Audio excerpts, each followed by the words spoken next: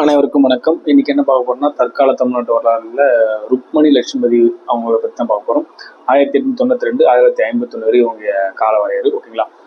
அடுத்து பார்த்தீங்கன்னா 1892 டிசம்பர் 6ஆம் தேதி சென்னை திருவல்லிக்கேணியில் பிறக்கிறாங்க.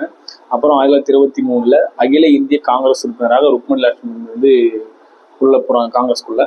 1926 ஜூன் மாதம் பிரான்ஸ் தலைவரில் பாரிஸில் நடைபெற்ற அகில உலக பெண்கள் வாக்குரிமை ஒன்றிய மாநாட்டில் இந்தியா சார்பாக பங்கேற்றாங்க. இது ப்ரீவியஸ் கொஸ்டின் கேட்டாங்க, நம்ம நேற்று லைவ்ல பார்த்துருப்போம். 1927 மகளிர் காங்கிரஸ் செயலராக தேர்வு வராங்க. 1923 காங்கிரஸ் உறுப்பினர் ஆகிறாங்க. 1927 மகளிர் காங்கிரஸ் செயலராக தேர்வு செய்யப்படுறாங்க.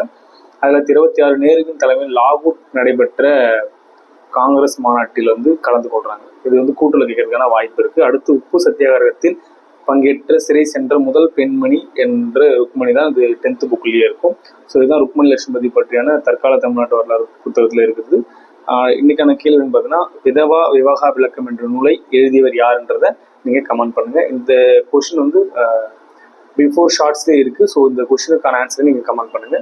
நன்றி, வணக்கம். மீண்டும் சந்திப்போம்.